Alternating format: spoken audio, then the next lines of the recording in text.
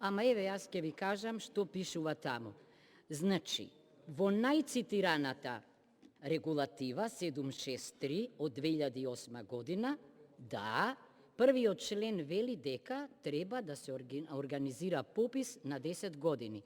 Ама вториот член кажува што треба да се попишува и вели население национално, регионално и локално. Понатаму, вообичаено живеалиште, каде што нормално се поминува денот и одморот ноќта.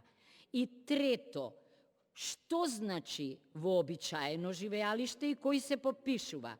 Оние кои што живеат надвор, најдолго оние кои се надвор, најмногу до 12 месеци и странците кои што се внатре, најмалку 12 месеци. Да ви дадам пример. Државјаните во Франција, државјанин на Македонија што живее во Франција. Тамо се попишува и тоа е статистика. А во Македонија тоа не е статистика, туку е политика. Зошто? Бидејќи во Македонија тој може да учествува на изборите, во избирачкиот список да биде, ама не може во резидентното население.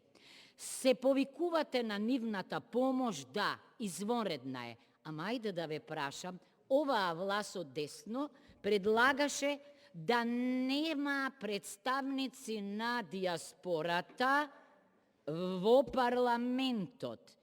Значи, постои изборен принцип кој што е дискриминаторски. За да влезе некој овде, треба да освои првиот најмалку изброј на гласови како оној во најмалата изборна единица, вториот дупло, третиот 3 пати повеќе. Да не манипулираме.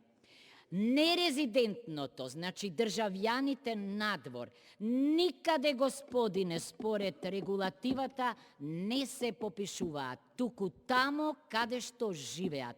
И ние мораме да бидеме стандардно, од европското знаме тоа го бара. Значи, вие промовирате политика, а ние бараме статистика. И уште една реченица, споменавте околу директорот и заменикот. Видете, директор е едно, заменик е друго. Нема двајца директори, нема кодиректор.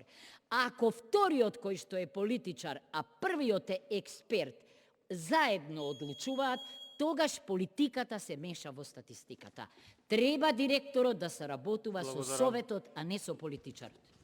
Контрреплика, пратеник од Бедри Фазли, повелете.